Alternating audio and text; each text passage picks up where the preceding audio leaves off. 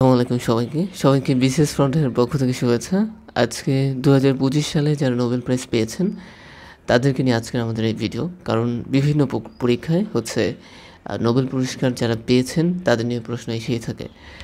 তো আমরা আজকে চেষ্টা করব এই রিলেটেড যে প্রশ্নগুলো আসতে পারে সেগুলো কভার করার।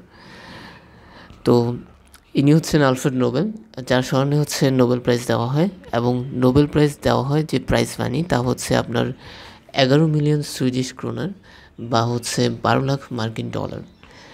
এবং 6টি ফিল্ডে আপনার নোবেল প্রাইজ দেওয়া হয়। একটা হচ্ছে ফিজিক্স, এবং কেমিস্ট্রি, তারপর ইকোনমিক্স, মেডিসিন, লিটারেচার এবং পিস। এই 6টি ফিল্ডে প্রতি বছর 6 নভেম্বর থেকে এই যে 12 নভেম্বর পর্যন্ত আপনার নোবেল প্রাইজ দেওয়া হয়ে থাকে।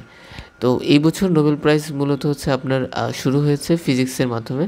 তো ফিজিক্সে যারা নোবেল প্রাইজ পেয়েছেন তারা জন ক্লার্ক, এবং মিচেল এস ডে বোর্ডেন, এবং জন এম মার্টিনিস। তারা নোবেল প্রাইজ পেয়েছেন পদার্থবিজ্ঞানে for discovery of macroscopic quantum mechanical tunneling and energy quantization in electric circuit. এরপর এবছর কেমিস্ট্রিতে যারা নোবেল প্রাইজ পেয়েছেন তারা Richard Robson, Omar M Yagi এবং সুসুমু কিতাগাওয়া। এরা মূলত রসায়নে নোবেল প্রাইজ পেয়েছেন for the development of metal organic frameworks.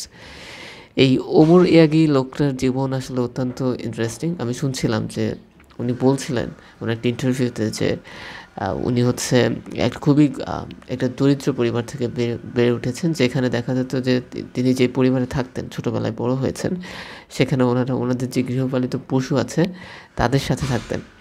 তো এই জায়গা থেকে একজন মানুষ 2025 সালে নোবেল প্রাইজ পেয়েছেন। আপনি চিন্তা করতে পারছেন যে এই মানুষটি এই পর্যায়ে পর্যন্ত আসতে কী পরিমাণ স্ট্রাগল তাকে করতে হয়েছে। তারপর 2025 সালের ফিজিওলজিতে আর মেডিসিনে নোবেল প্রাইজ পেয়েছেন 3 জন।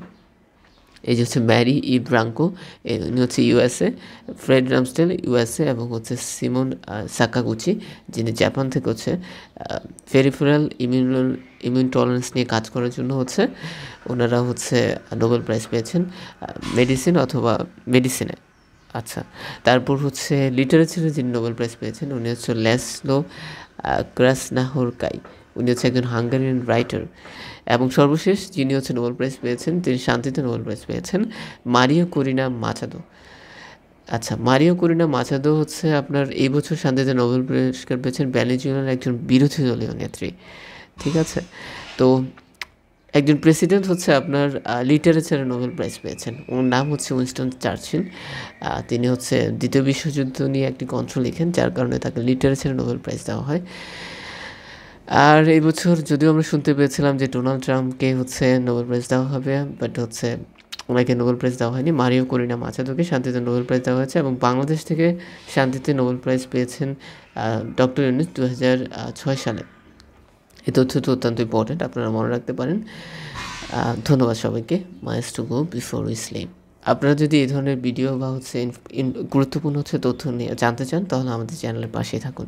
আসসালামু আলাইকুম।